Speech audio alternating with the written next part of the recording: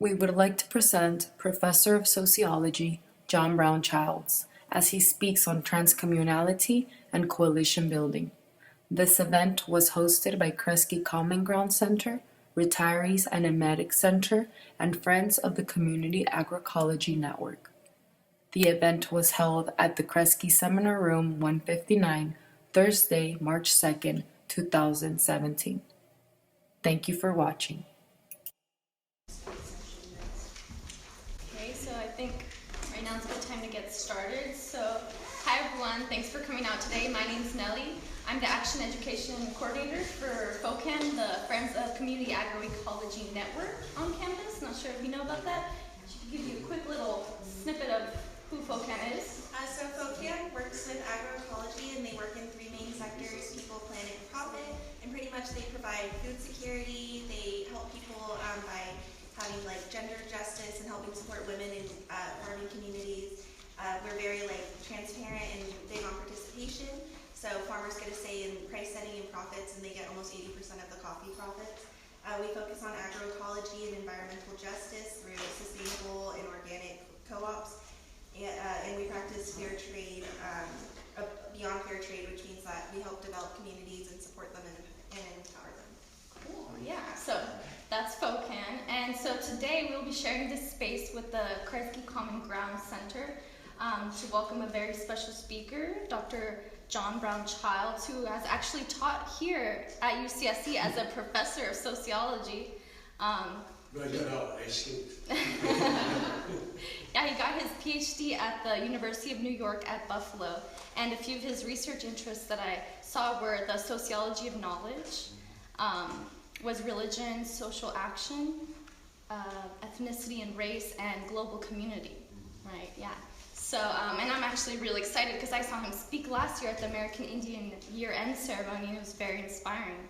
So today his talk will encourage us all to gain a new perspective on the idea and practice of peacemaking and transcommunality through the ethics of respect in our daily lives and those who we interact with.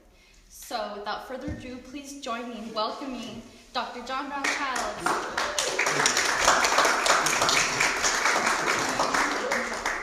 Well, thank you very much, and also I'd like to say thank you for the work you're doing. It sounds really great. And, you know, it's in this moment in time in the United States, there's a huge variety of domains that need to be worked on by way of pushing back against the current political situation, and to do that with something that is about the future as well as the present. I mean, you're talking about agriculture and equality, and that's very important, and I'm glad to hear that you're doing it, so thanks.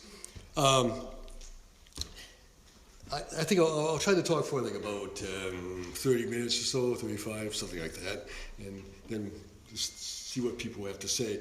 I'd like to start by telling you where I'm coming from, literally and figuratively. I was born in 1942 in a housing project in the Roxbury section of Boston. That project is about 30 miles north of a range of hills called the Blue Hills now in Massachusetts. My mother's family are Native American people from Massachusetts. That's where they lived in the Blue Hills. Only it wasn't called that then. In fact, the word Massachusetts is from their language. It's an Algonquian language, a large language family. It stretches from the Abenaki, Mohegans, and Wampanoag in the east out to the Cree in Canada, and the Blackfeet, and the Cheyenne, for example.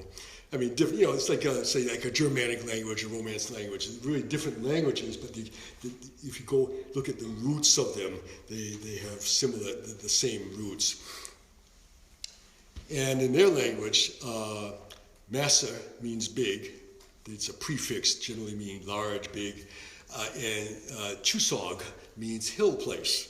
So my mother's ancestors lived in the place of the big hills, which the English stole the name as well as the land, so I guess they might as well take the name. But so Massachusetts means the big hill place, or the people of the big hill place. By the way, just as a little footnote, I do footnotes as I talk.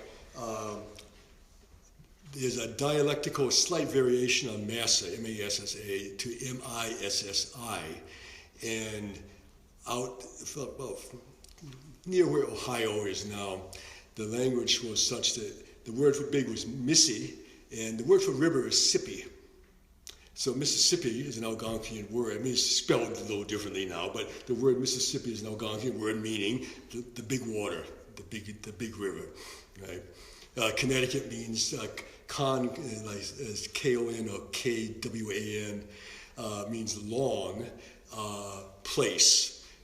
So that referred to the Connecticut River that originates up near the Canadian border and comes out in Connecticut. Anyway, it is amazing when one hears the echoes, often very tragic echoes, but the echoes of other languages, other people who may or may not still be around in the places where those names are.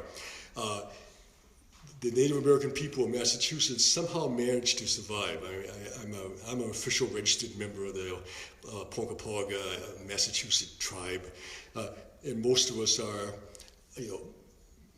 mixed is not a word I exactly like. I'll explain why in a minute. But people who look black or white, whatever that means, or Native American or whatever, but are members of that tribal nation. And one of the things that's interesting about that, this is just my way of a preface to larger issues, is that the original way of reckoning kinship among Native peoples in North America, generally, was not based on what today is called genetics or race or biology. It was based on a sense of genealogy.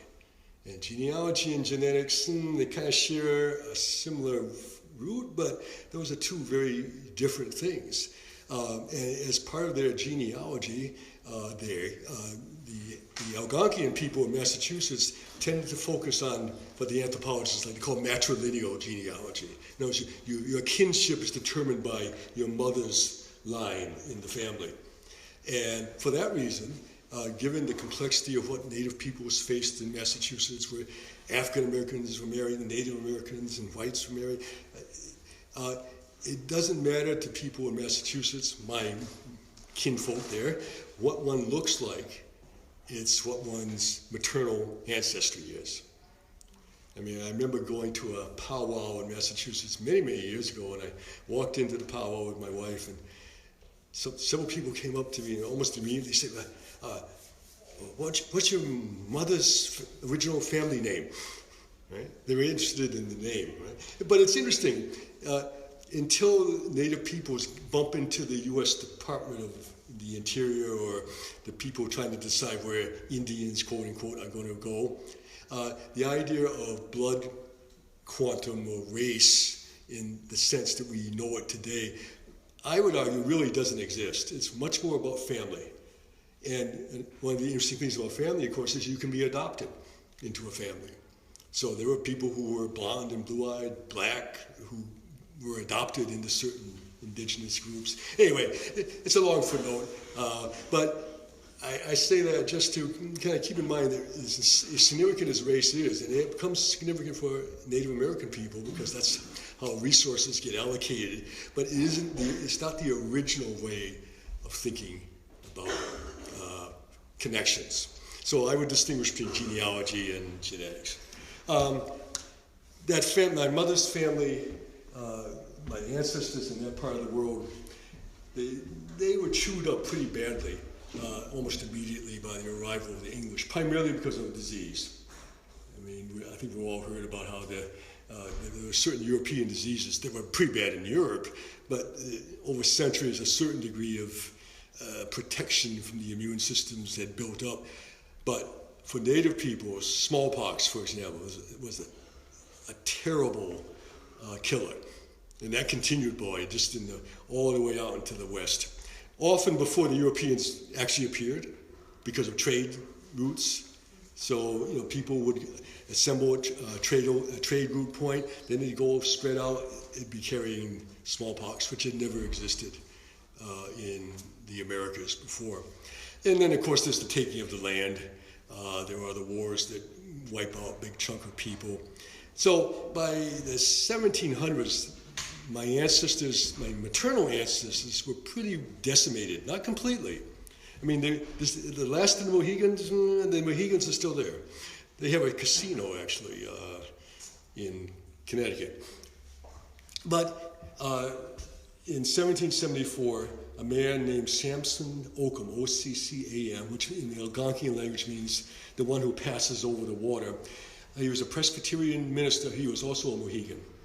He had gone to Scotland and been ordained in the Presbyterian Church of Scotland. Came back, he said, to help his people. And he led a whole group of refugee Native peoples out of New England to what's now upstate New York, where they were given use, not given the land, but given use of land by the Oneida people, who were part of the great Iroquois Confederacy, of which I will say a fair amount in a few minutes. The place they created there, my refugee ancestors, I mean, they were refugees in their own land in a way, they called in English Brother Town, but in their own language, it was called Eyamawakkanuck, and that means the place of equal people. No hierarchies, no one to tell people what to do, except that people had to work together to get things done. And it was a place of refuge. It was a place in which they felt they could develop and not be constantly being hammered by the colonists or colonizers. And it lasted for quite a while until the Oneida themselves started to feel the pressure, and that westward movement of the United States, with its inexorable power, drives them out, and many of them leave that land along with the Oneida and go out to Wisconsin. And there's a Brothertown community out in Wisconsin. If you look up Brothertown Nation, the Brothertown Nation, you will see them. They have a website. It's very, very interesting. My ancestors, however, did not go to Wisconsin and Michigan. They went back to Massachusetts. My great-grandfather, Eli Burr, and his wife, Saloma Burr, went back to Massachusetts. You can find their names on the Massachusetts Indian Census of 1876, I think it is. And they settled in what's now Springfield, Massachusetts, and then moved to Boston. And so my mother, when she came back to that area, that she went to Boston, that's where I was born. And so I didn't know this for many years, by the way. It wasn't like this was just being taught in my childhood. But I realized at some point in my life that I was born only a few miles away from where my maternal ancestors had lived. My father's family, the Childeses, are, in one sense, from Alabama, from Perry County, a town called Marion, M-A-R-I-O-N, Alabama. It's not far from Montgomery. My paternal ancestress, it would be something like the grandmother of my grandmother, of my grandmother, of my grandmother, was of Madagascan descent. Madagascar is a very interesting island right off the southeast coast of Africa, kind of parallel to Mozambique, but it is inhabited by people who are partly descended from Polynesian, Indonesian navigators who arrived in Madagascar about 1,200, 1,500 years ago. And the language of Madagascar, which is Malagash or Malagasy, is related to various Indonesian languages as well as to the broader range of Samoan, Tahitian, Pacific languages. Madagascar, being close to Africa, also saw the in-migration of people from Africa. So it's a very complicated place. In 1747, this ancestress of mine, who we don't know her name, except that she was called the princess in the records kept by the slave traders and owners, she was on a French ship bound for France. It was a kind of a diplomatic, cultural exchange mission with Madagascans going to France. France was interested in relations with Madagascar at that point.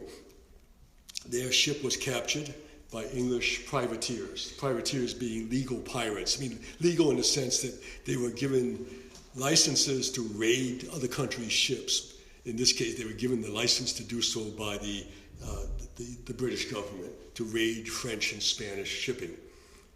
So they were really pirates. But they had imagine someone breaking into your house, hey, I got a license to do this. It comes from, well, that's what they did. All the Madagascans on board were captured. They were sold into slavery in Pennsylvania, which is how my ancestors came to what comes to be known as the United States. They later moved, she was moved, I should say, to Alabama, which is how the Childeses get established there. The Childs family, after the Civil War, was among 5 African-American families in Marion who created one of the first schools for African-American children in Alabama. It was called Lincoln Normal School. Normal in that sense, not meaning normal the way it gets used today, but it referred to those who can teach the norms, the ways of being in society. So it was basically a teacher's school, a school to teach people to teach, so that there would be education for African Americans, because there had been none before. And after the Civil War, for the most part, the white South had no interest in teaching black kids anything. So they created a school. They invited teachers from the Congregational Church, which had been a big anti-slavery abolitionist church in the North, to come down. It was called I know this word missionary probably has a lot of different meanings to people, but it was the Congregational Missionary Society, the mission being to provide education to black kids, families in the South. So they created that school with the initial group of teachers. And Lincoln Normal went on to be a fairly significant institution. Many, many years later, one of the people who went there was a woman from Marion, where my father was from, named Coretta Scott, who later married Martin Luther King. Another person who went there was my cousin, second cousin, Roberta Childs, who later married an African-American man named Hasty. Hasty became the first black federal judge in the United States. He later taught at Howard University, where he taught one of his students was Thurgood Marshall, who in turn was one of the main figures in the Brown versus Board of Education landmark case that began to end segregation in the schools in the South. I mention all this for a reason. And again, it's taken me many years to kind of get a sense of looking back, but I realized that over the years, I have been following the path of my ancestors. I didn't necessarily know it, but I realize that it is what I have been doing and continue to try to do. In this sense, Brothertown in New York and Lincoln Normal School in Alabama were both places of protection and support for people to be creative, to expand themselves, to do things that were positive and constructive, even if they were in the midst of Ku Klux Klan country in Alabama or being hammered by the English colonists in the Northeast. Eventually, the Brothertown people will have to leave there, but Lincoln Normal School, not under that name, it's now Alabama State University,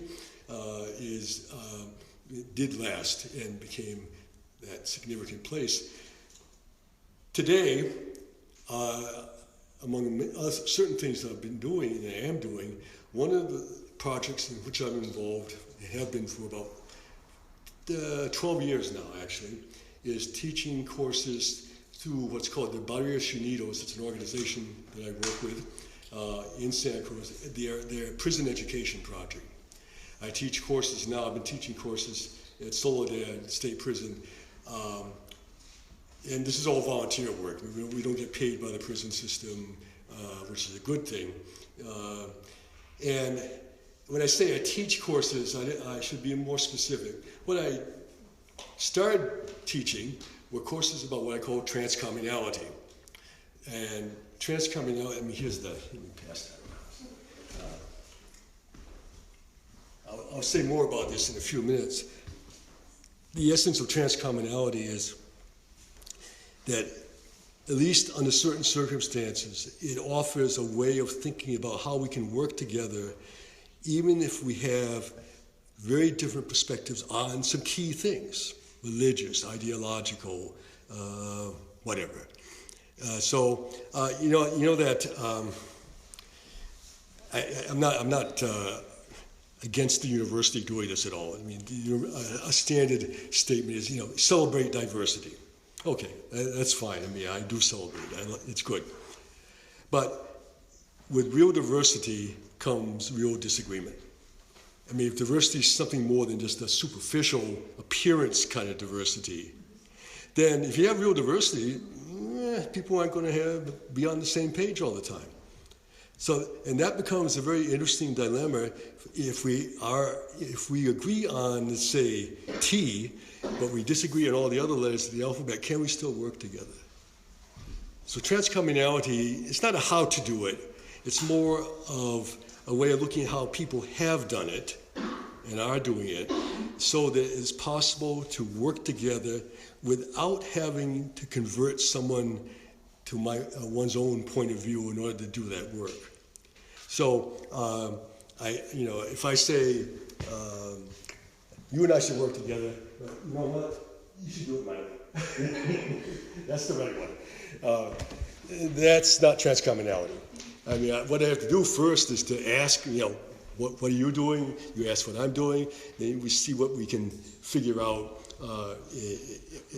that we can do.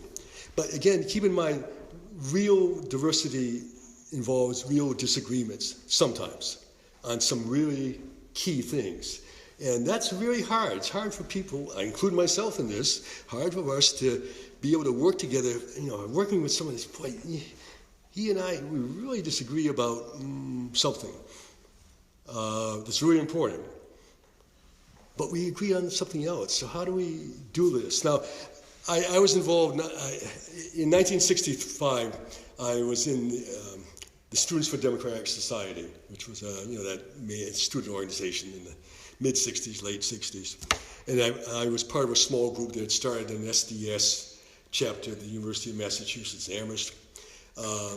We were also members of a support group for the Student Nonviolent Coordinating Committee, SNCC, SNCC, which was working in the South for voter registration, voter rights, because black people were being stopped from voting. Their citizenship was being denied. So SNCC was a parallel organization to Martin Luther King's organization, the Southern Christian Leadership Conference. SNCC tended to be a younger group, mostly black college students from historically black schools in the South. They had different ways of doing things. So I went, at a certain point after the Selma to Montgomery March in 1965, SNCC asked for allies to come down to help them because things were getting pretty rugged down there in terms of assassinations, bombings of churches. So I went down as part of a group to help them. And I learned a couple of things from being involved in that civil rights process. It's a funny word, that's not the right word. I'm trying to avoid saying movement because one of the interesting things about being involved in historical events is that you don't know they're historical when they're happening, usually. And I have no memory, I might be wrong, I have no memory of anyone saying, I'm going to go down south and join the movement. The word gets used, but mostly it was, I'm going to go down and work with SNCC, or I'm going to go down and work with the Southern Christians, or I'm going to go down and work with the NAACP. I mean, in other words, it was organizational. You went down, you did things for and with specific organizations. So I learned a couple of things from that. One is that there was a certain tension between the Martin Luther King group, which was made up mostly, the leadership was mostly ministers, and the student group, which was mostly college students, and which by the way had been started by a wonderful woman named Ella Baker, who was a hard-working, tough, intelligent woman who was the real architect of nonviolence and passive resistance in the civil rights movement. She doesn't get enough credit. But anyway, it's Ella, it's Baker, Ella Baker. Look her up sometimes. Very interesting person. She's the one who made SNCC possible. So there was a certain tension between these two organizations. We used to call the Southern Christian Leadership Conference SLIC. I mean, anyway, We were young. But in some ways we were all working toward the same, end. But I did learn that it was very easy to get to a certain degree of sense of competitiveness with this other organization, when in fact they really were working for the same end: voter rights, citizenship rights, end to legal segregation, but doing it in different ways. And we didn't quite have a way to bridge that. The SNCC was much more activist in a certain way. They had field organizers way out in rural Mississippi, rural Alabama, that were really dangerous places to be. So I began to see that there was an issue. Even if we're all on the same page, we might be starting from the left to the right or right to the left in terms of how to read the page. That's one thing. The other is, two other things. The other is, let me start with describe it with a story. One day in 1965, we were marching down a street in Montgomery, the state capital, on our way to the governor's office, we hoped. And it was a hot southern day, like 100% humidity, so we just made one step, we were sweating. And there were people yelling, we're going to kill you. They were using racial epithets. We're going to kill you, threatening us, and people had been killed. So that was not an idle threat. In fact, a woman from Detroit, an Italian American woman, Viola Luzzo, had been shot to death in her car. She was bringing food to a group of pickets outside the state capitol. She'd been shot at night by presumably the Ku Klux Klan. So it was when people made threats against your life, you had to take it seriously. Now, the people who were doing that happened to be all white. Not surprising in the South at that time. Now, I hadn't gone South with any particular feelings against people who were quote-unquote white. In fact, most of my friends in Massachusetts were ethnic white. Italian American, Irish American, Ukrainian, Polish, French Canadian. So I had seen a whole range of whiteness, if you want to use that term, but it was very ethnic. On the other hand, given what was going on in the South, if a bunch of white guys yelled they were going to kill you, you had to listen to it. You had to pay attention to it. So we're walking down the street. The guys yelling at threats were a couple of blocks away at that point, and it was a residential area, and the door to one house opened.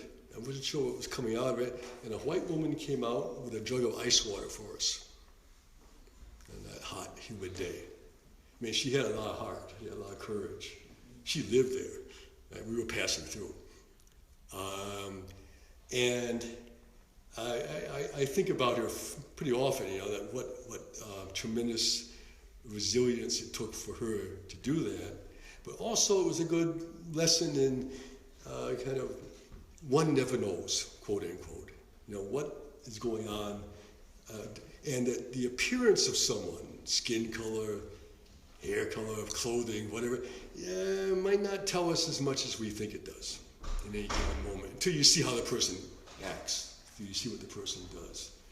So, and I've seen that more and more as I've gone through life. And it's always been a good object lesson for me, things like that, about not making assumptions. Like anyone in this room, I don't know who here is a poet or a writer or a painter. I can't tell you by the way you look. So, appearances are important. That's how we survive in the world, and the kind of, looking at symbols of things, or signs of danger, signs of friendliness, all that. We do that. It's unavoidable. But, that old saying about something being skin deep and not much more, that's also what appearances are about. And that once I understood that more, it began to open doors for me about how to think about working with people, regardless of certainly what they look like, but even in some cases of what they do. Okay. The work I'm doing now in Soledad has been a tremendous, sounds funny to say this because we're talking about a prison. Prisons are terrible. and terrible things happen in prisons. The men with whom I work are extremely positive. They are intellectually really developed. They are amazingly constructive at what they are doing.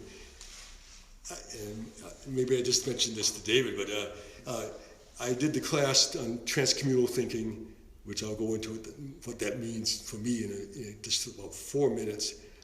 But 2 years ago, they said, well, you know what, and this was all done, I mean, this was collaborative, it wasn't done, without letting me know. They developed their own class based on what they had been doing, and what they have developed is something that pushes my ideas, not my ideas, but the ideas that were my ideas, which I got from someone else anyway, much, much further. They have developed a whole, like a 5-page syllabus. They do exams, they do writing projects, and they work through each element of transcommunality in ways that I had just not thought of. And most importantly, perhaps, is that while I could reach them through the Prison Education Project, they, because they are respected inside among their peers, they are reaching hundreds more men than I could ever have reached. And they're doing it in a way that, they've tailored the whole course so that it's coming from men inside to men inside. It's quite amazing. And I'm very proud of them. I'm very touched by that. I'm very buoyed up by it. And David and I were talking a few minutes ago about pessimism and optimism, and I'll say a little bit more about that in a second. But there's nothing on the surface or even in the depths of a prison that raised an optimistic viewpoint, it would appear. I mean, prisons are terrible. But what I see inside with the men with whom I work, and some of the guards, the correctional officers, and the wardens, because you can't do it without the warden's support, some wardens, is this wonderful, positive growth of networks of people, including in the class that they do, which is true for mine as well. You have African Americans, Latinos, whites, Native Americans, South Sea Islanders. There's a guy from India who's in the class, who's one of the organizers of the class developed on the inside. In general, in the prison culture, prison politics, none of those guys should be able to sit next to each other or work together. They have overcome the boundaries that get reinforced in prison, usually. So that if you go out into the prison yard, the blacks are over here, the whites are over there, the Asians are over there, and you don't want to walk from one to the other.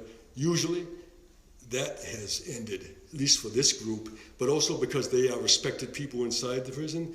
It's ending for hundreds of others. And what's beginning is this kind of working together, which requires saying, okay, you belong to this clique and I belong to that, but we'll put that aside in order to work together. We'll put it aside, we won't just try to wipe it out. So Brothertown and Lincoln Normal School are still going on inside of Soledad in a way that I would have thought, I never thought it would go that way, so positively.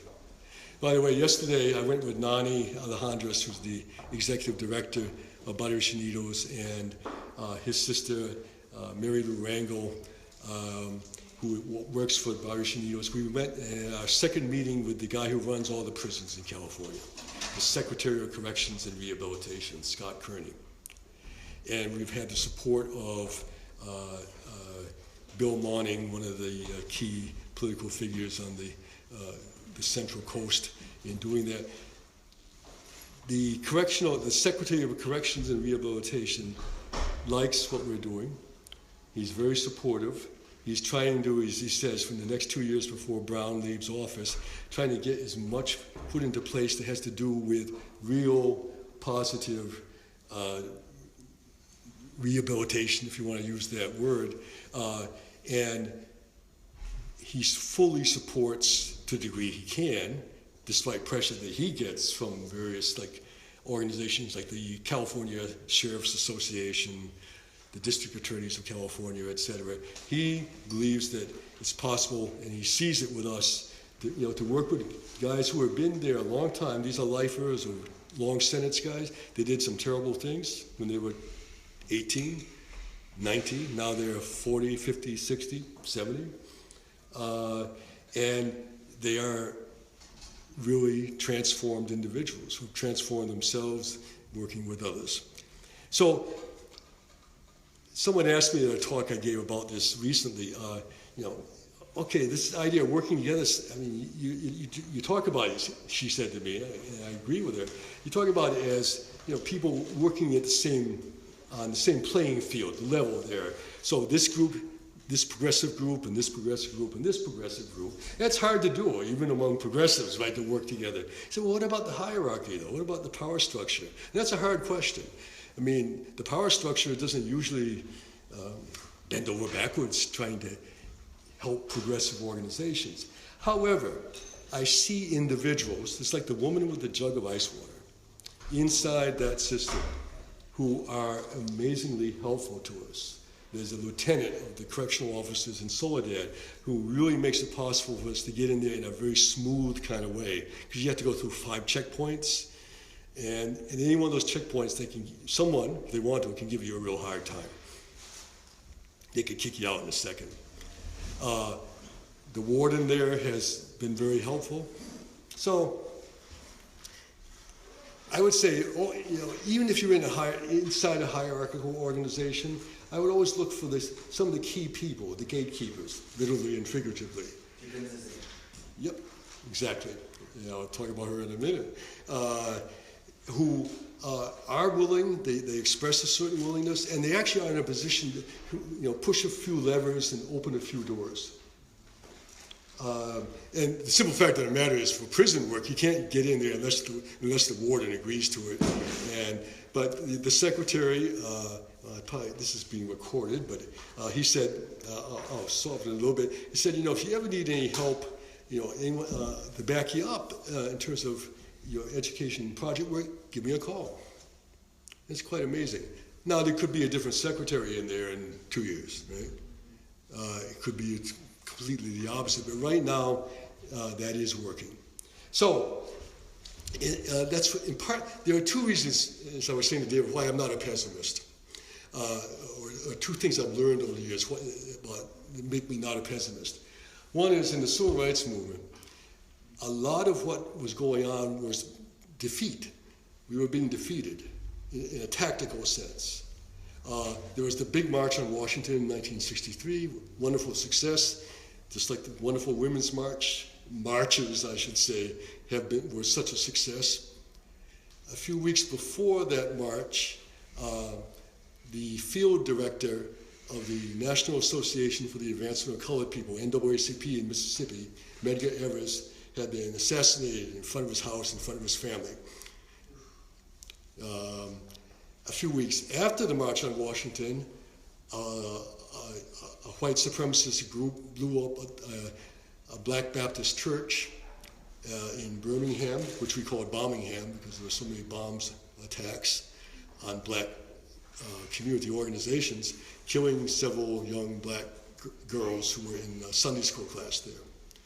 So, the March on Washington, I have a dream, wonderful moment, obviously an indication of larger support for civil rights than anyone had imagined. But if you look at it, it's a triptych.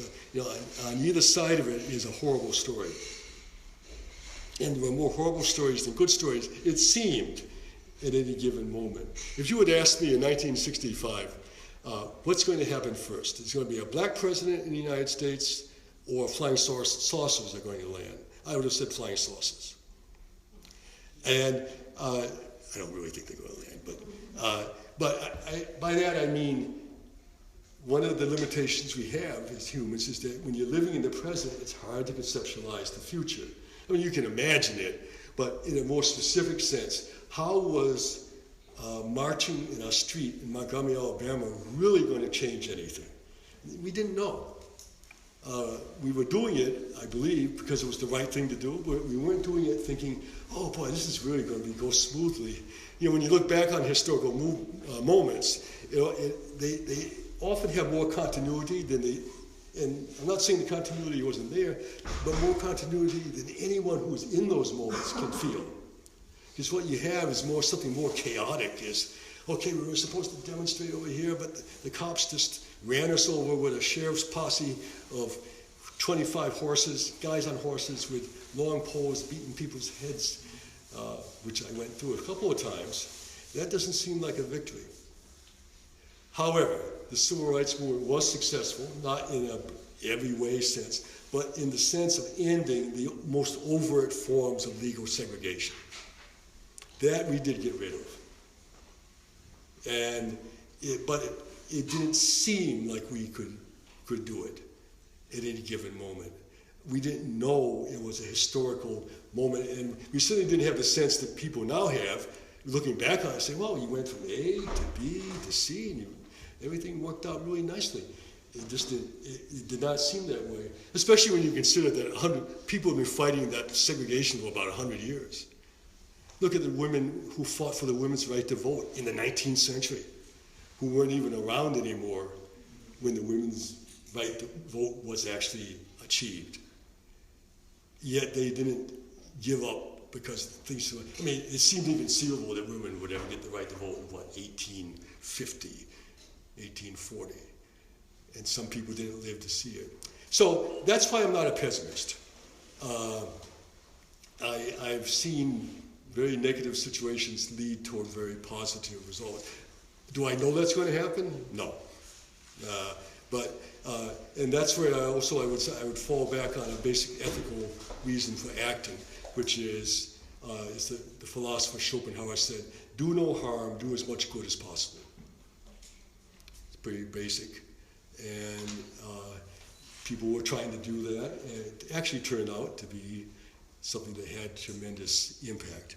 Okay, so that's my background. That's where I'm coming from.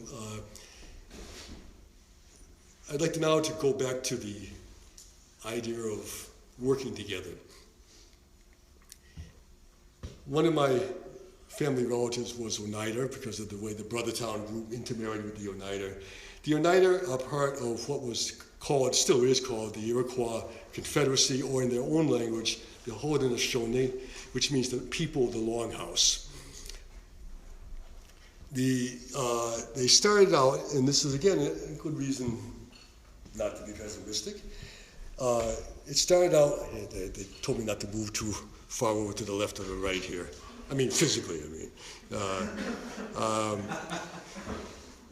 they started out being 5 warring nations. They were all at war with each other. It was wars of revenge, right?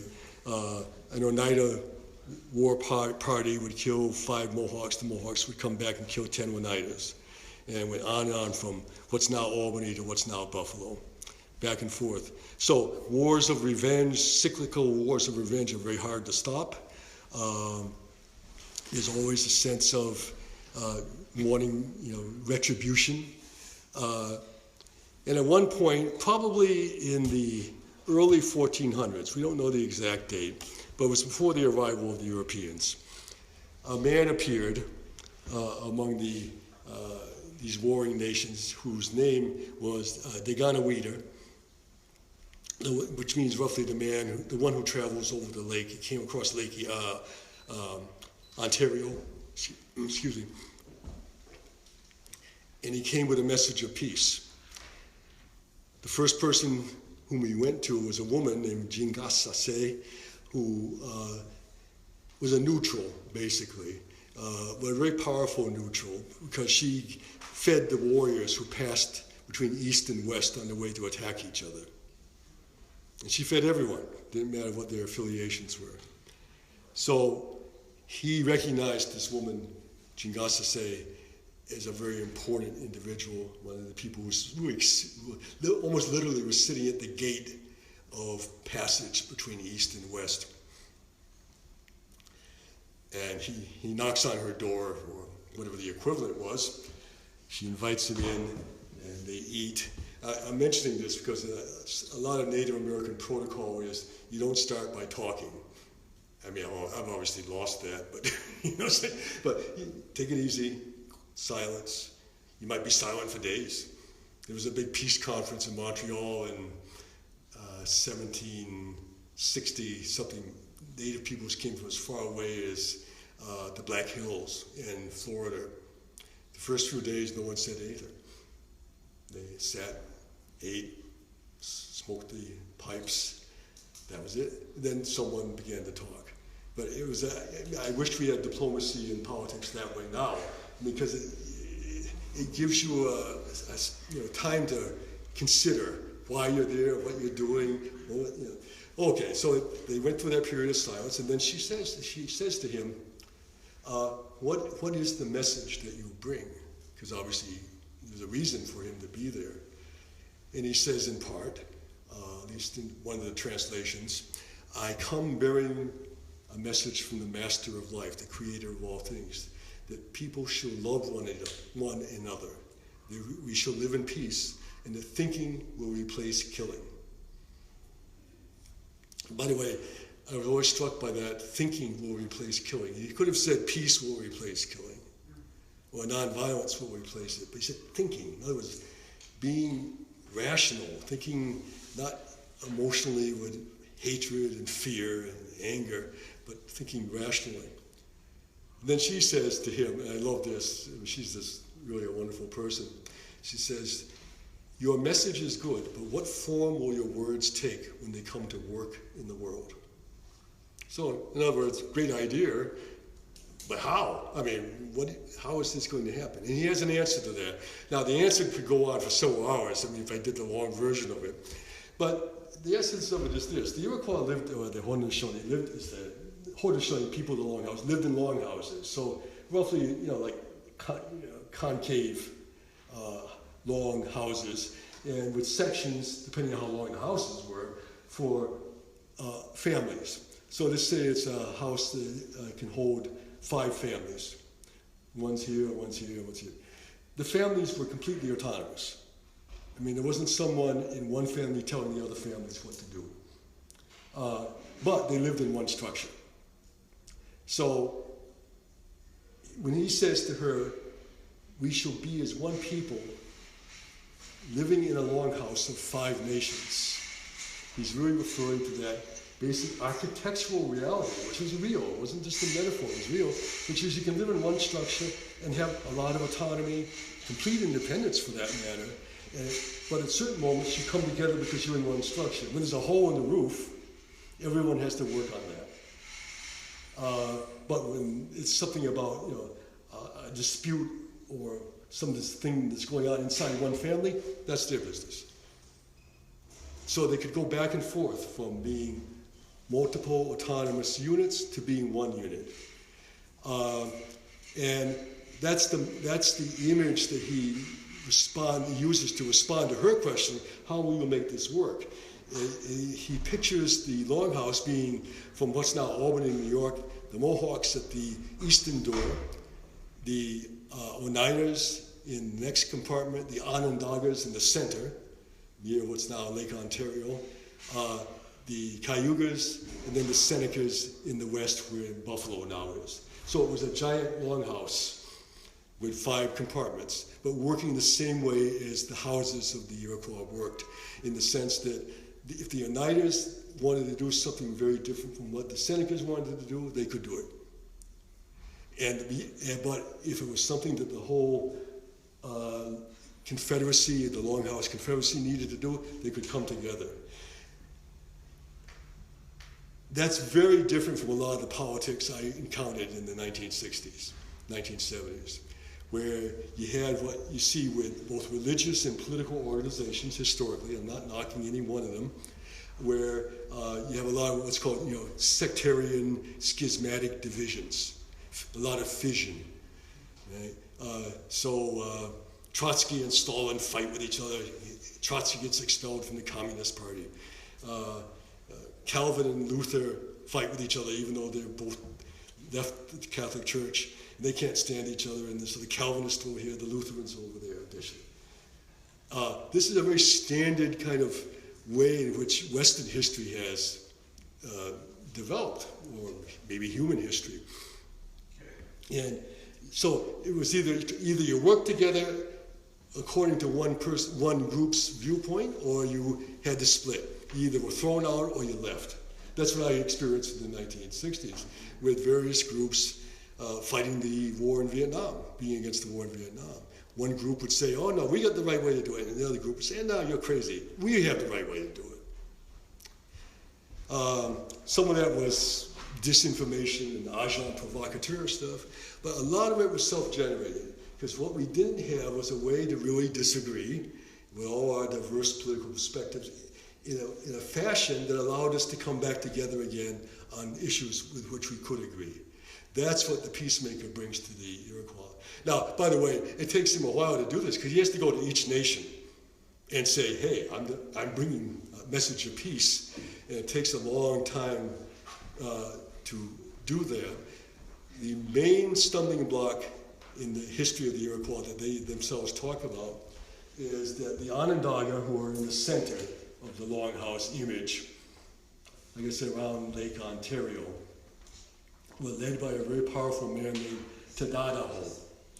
And Tadadaho means basically the man with the snakes in his hair, because his hair was filled with rattlesnakes. And he was very powerful. He could kill you from a distance without you even seeing him.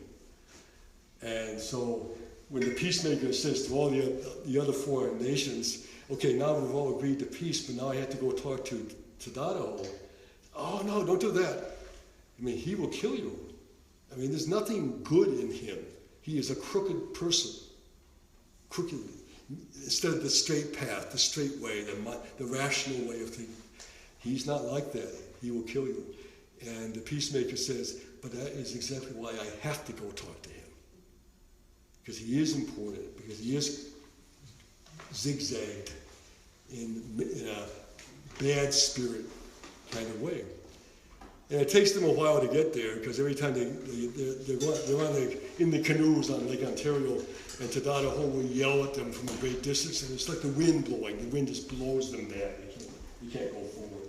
But eventually they get there. And again, short version, not long version, the peacemaker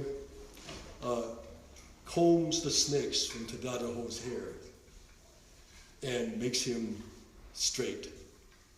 And Tadadaho becomes, instead of a warrior for evil, a warrior for war, he becomes a warrior for peace. In other words, his strength is there, because he was a very strong person. But instead of using it for evil or violence, he now will use it for peace. A lot of the guys I work with, by the way, in Soledad, some of the people, including Nane, who runs Barrios Unidos, this wonderful, productive, positive community organization, were like Tadadaho. They did do bad things. They were their heads were filled with rattlesnakes. And they know that, they say that. But now, we are working for peace, and they have an image of themselves as warriors for peace. That's the name of their coming together. So that image of Tadadaho from somewhere, 1390, 1410, I've seen it work. I see it working. I see it happening. Not because of me, anything I brought there. They were doing it before I got there. I just kind of came with a bit more, like the story of the peacemaker, right? Hey, you're not alone. This has happened before. And, so, the peacemaker was not a pessimist. He didn't say, God, I'll never be able to reach this. We'll never be able to do it. He was able to do it. Sometimes it doesn't work. So, with that in mind, my development of transcommunality as a concept comes out of that story that the Iroquois, Haudenosaunee, tell, but it also comes out of meeting people who I know were like Tadadaho and who are now doing things completely the opposite in a very positive way. So how do they do it? How do we work together? Apparently, transcommunality, as I've kind of analyzed it over the years, has a certain usefulness for like the guys in Soledad. So my little contribution, it's just one slice of that circumference pie, my little contribution to what's going on there, and maybe in a few other places, is just to offer an analysis of what the Peacemaker did, what the mother of Jingasase did when they managed to stop the wars between the nations, which they did stop, by the way, I should have mentioned that. And here are some of the elements of transcommonality. One of them is what I call shared practical action, that the doing of things together, rather than simply talking about doing things together, is extremely important. When the peacemaker goes from one nation to another, then each time he brings peace, people from that nation work with him to go to the other nations. So shared practical action has a wonderful aspect to it, which is it helps to break down those senses of group difference, individual difference, because you confront each other as a working group. And sometimes things don't work out. For example, you organize something like this. You ask a particular individual to set up the chairs, get them all ready, and you come in and the chairs aren't set up. Now, maybe that person's black, maybe you're white, maybe vice versa, but what does that matter? The point is the chairs weren't set up. Simple thing, but it has nothing to do with all the other big senses of identity and affiliation. At that moment, it's about what's actually going on. And so the more shared practical action we have, the more we start to experience each other as real individual human beings. Not to deny where we come from, but that where we come from doesn't really help us to figure out who's going to put the chairs in.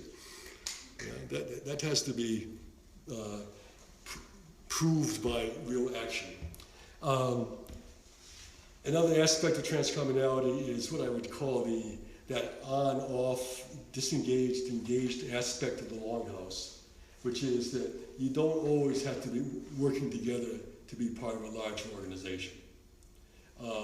There might be moments when there are certain issues that are really significant, like I said, about real diversity, that you just can't work with this other group.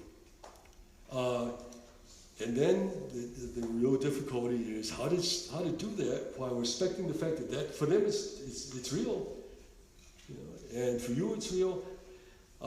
I'd say, well, then you can agree to do something else that isn't about that bone of contention. It's really about what you might do without having without having that sense of having to work with someone you fully disagree with. A few years ago, several years ago now, I was invited to be on a panel at Temple Bethel Synagogue in Capitola, right? Aptos, yeah. Thank you. I always get, once I go beyond the Santa Cruz town limits, Aptos kind of blurs in my mind. Well, the reason they developed this panel was there was conflict going on in Brooklyn, New York, between the Orthodox Jewish community and the African American community. I won't go into the details of it, some time ago, but it was some heavy duty stuff, nasty, unpleasant, and of course, in a racially charged kind of society, it immediately started to take on larger, even though it was a very local event, a local thing that was going on, it began to be, blacks versus Jews, Jews versus blacks. Okay, so to the credit of Temple Bethel, they said, let's have a panel about this, African-American Jewish relations. But when it came to my time to speak, I said, I actually don't really want to talk about African-Jewish relations. I mean, I'm not in Brooklyn for one thing, but I said, this approach it from a different way. Suppose the Temple Bethel and the National Association for the Advancement of Colored People in Santa Cruz, the NAACP in Santa Cruz, suppose they both work together with the Farm Workers Union on some particular issue, like herbicides, poisoning the workers, poisoning the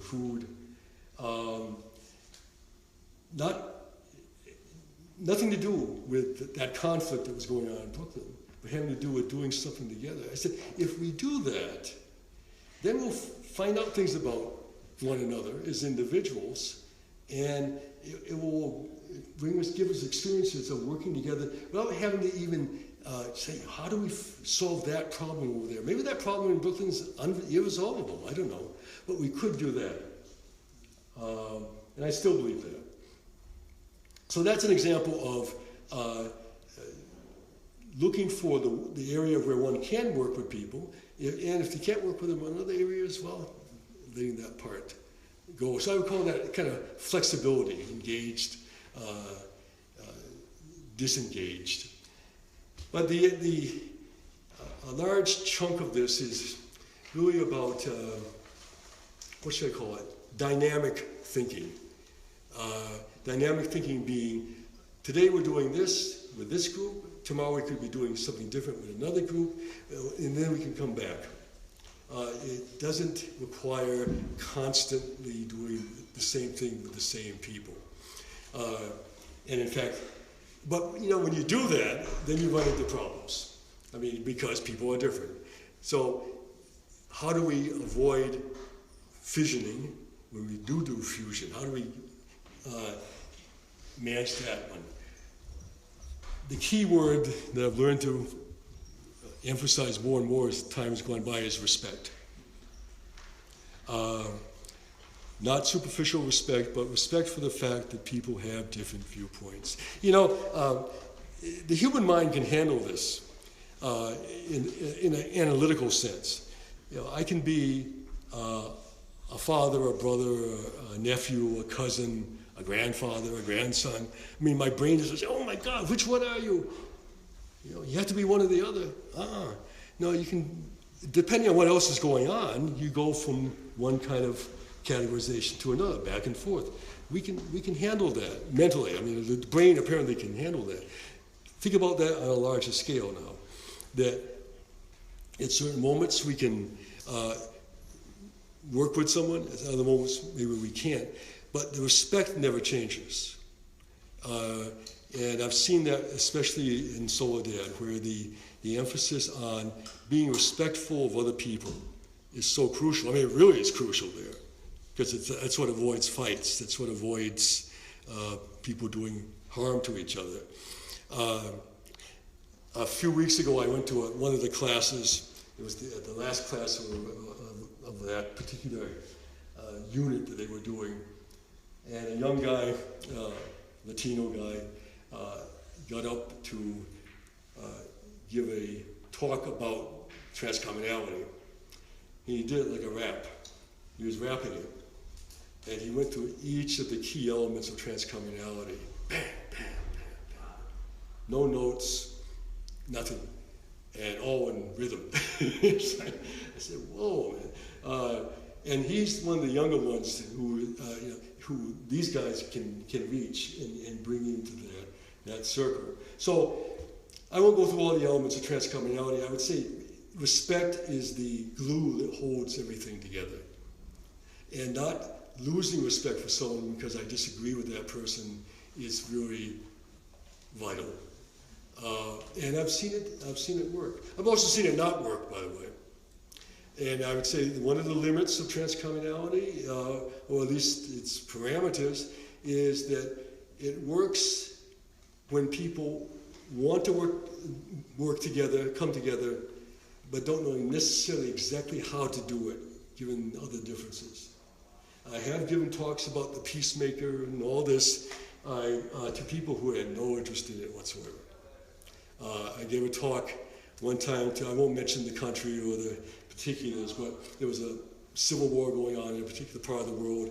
One part of the people who were engaged in that civil war were at this conference, so I gave a talk about the peacemaker, Jingasase, the whole thing. And at the end of it, one of these guys came up to me and said, oh, that was a good talk, but you know what? This was out in Montana, by the way. He said, I'm going to go down the street in a couple of days. There's a gun store down there, and I'm going to buy a telescopic sniper scope for my rifle to take back with me. So basically, he was saying, in a very pleasant kind of way, I am not interested in transcommunally working with the people on the other side there. It was a civil war. I mean, people had been together. So transcommunality does require some kind of degree of motivation, but a lot of what I'm doing is not so much how to do it, but looking at, again, the success stories like Soledad, like the Peacemaker back in 1410, about how to do it, how they did it. And in that sense, I just feel like mostly I'm passing on a message. I've added a few twists and turns to it, and I thought about it, and I'll end and let me hear what you have to say about it. Think about this. I said to the guys in Soledad, it's really amazing. Here we are in Soledad. We're talking about the Peacemaker who lived, 400 years ago, about 3,000 miles away from here. And it's still alive as a message, as an idea. That's a long way and a long time. And that is really fundamentally why I'm not a pessimist. I've seen these messages of how to do things positively outlast even the negatives. And so I know it can be done. Okay, thank you.